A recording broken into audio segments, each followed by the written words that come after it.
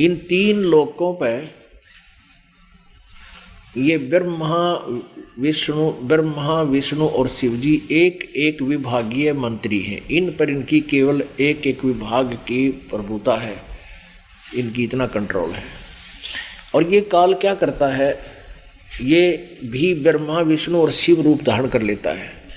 पहले इसी ने ये रूप धारण किया। तो ये एक ब्रह्म लोक है, इसमें एक ब्रह्म लोक भी है। इन लोकों में से ये विष्णु लोक, ये ब्रह्मा लोक, ये शिव लोक, ये धर्मराय का लोक यानी धर्मराज का लोक, और ये शपथपुरी 88,000 खेड़े, ये इस तरह के 88,000 द्वीप हैं। तो यहाँ इसने इस ब्रह्मलोक में ये ब्रह्मलोक है, इतना ये वाला ब्रह्मलोक कहलाता है। इसकी ये निज राजधानी ऊपर है। यहाँ गुप्त रूप में ये किसी को ब्रह्मा रूप में, ब्रह्मा विष्णु शिव रूप बना के यहाँ दर्शन देता रहता है, यहाँ के मभूल बलियाँ बनाए रखता है। इसने यहाँ पर भी सतलोक की नकल कर रखी है, दुर्गा से रचना करवा रखी है। ये नकली अलखलोक, ये महा इंद्र का द्वीप, नकली सतलोक, नकली अलखलोक, नकली अगमलोक और नकली अनामी लोक, ये बनवा रखे इस काल ने। और इसने सबसे ऊपर इस ब्रह्मांड के ब्रह्मलोक के सबसे ऊपर यहाँ पर इसने 3 गुप्त स्थान बना रखे हैं। ये सबसे पहले उस अक्षेत्र में रहता जो रजोगुण प्रधान अक्षेत्र है, और अपनी पत्नी दुर्गा को यहाँ सावित्री रूप धारण करवा लेता है। और इन दोनों के पति पत्नी व्यवहार से जो पुत्र उत्पन्न होता है वो इस ब्रह्मा के स्वरूप का हो जाता है। इस ऐसा रूप उसका उत्पन्न हो जाता है, वो रजोगुण युक्त हो जाता है। और दूसरे नंबर पर फिर वो अब स्वयं विष्णु रूप धारण कर लेता है, दुर्गा को लक्ष्मी रूप धारण करा के यहाँ रहते हैं काफ़ी समय तक, जब तक बच्चा उत्पन्न ना हो ले। तो यहाँ ये सतोगुण भाव में रहता है ये काल। इन दोनों के संयोग से उत्पन्न पुत्र सतोगुण युक्त हो जाता है, वो विष्णु नाम रखा जाता है। ये तीसरा ये काल शिव रूप धारण करता है तीसरे स्थान पर, और ये तमोगुण प्रधान क्षेत्र है। इसमें अपनी दुर्गा को पार्वती रूप धारण कराता है। इन दोनों के संयोग से जो पुत्र उत्पन्न होता है वो इसी के स्वरूप का होता है शिव रूप में, और उसको तमोगुण युक्त कर देता है। पीछे देखो,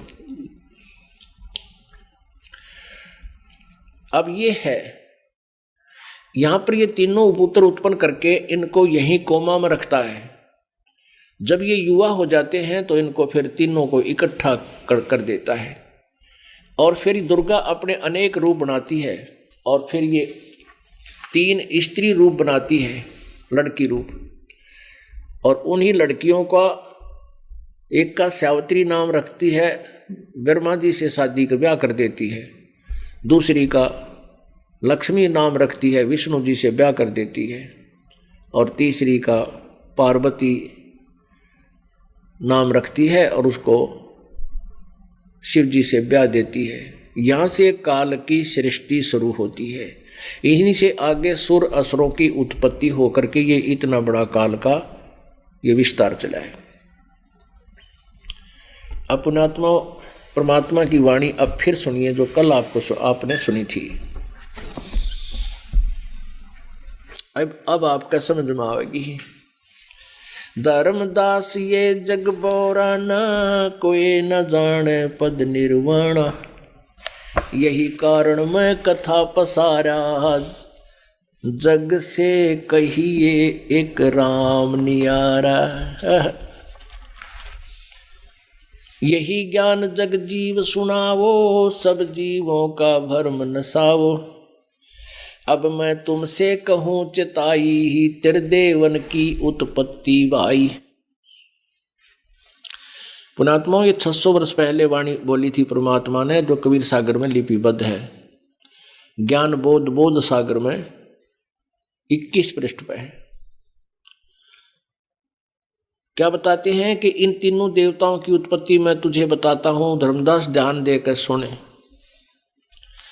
कुछ संक्षेप कहूँ गहुराई, सब संशय तुमरे मिट जाई। भरम गए जग वेद पुराना, उस आदि राम का भेद न जाना।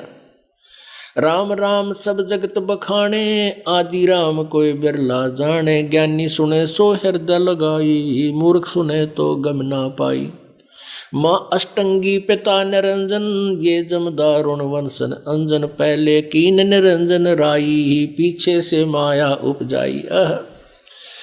कहते हैं ब्रह्मा विष्णु महेश की माँ तो दुर्गा, अष्टंगी दुर्गा है या अष्टंगी है, और पिता इनका ये ज्योति निरंजन काल है। पहले ज्योति निरंजन की उत्पत्ति की अंडे से, उसके बाद हम जीवों की उत्पत्ति की, और सबसे पहले जिसने काल के साथ आने का हिम्मत किया था, डेर किया था, उसका मालिक ने लड़की बनाया। तो क्या कहते हैं, पहले कीन निरंजन राई, पीछे से माया उपजाई। माया रूप देख अति शोभा, देव निरंजन तन मन लोभा। कहते हैं दुर्गा के रूप को आसक्त होकर इसके अंदर बकवाद भाई। कामदेव धर्मराय सताए, देवी को तुरंत दर खाए। पेट से देवी करे पुकारा, हे साहेब मेरा करो उबारा। टेर सुनी तब ता हम आए, अष्टंगी को बंद छुड़वाए। पेट से निकाल लिया दुर्गा परमात्मा ने, काल के पेट से। सतलोक में किन्ना दुराचारी, काल निरंजन दी न्यायकारी। माया समेत दिया भगाई, 16 शंख कोस दूरी पर आई। अष्टंगी और काल अब दोई, मंद कर्म से गए बिगोई।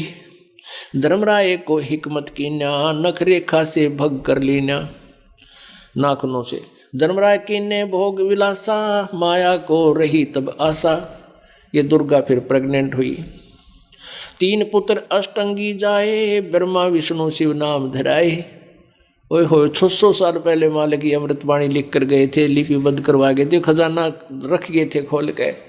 और वही प्रमाण आज पुराणों में मिल रहा है, जो आपको दिखाया था कल भी, आज रात्रि में भी कुछ एक डिटेल आपको दिखाएंगे। अब समय का अभाव है।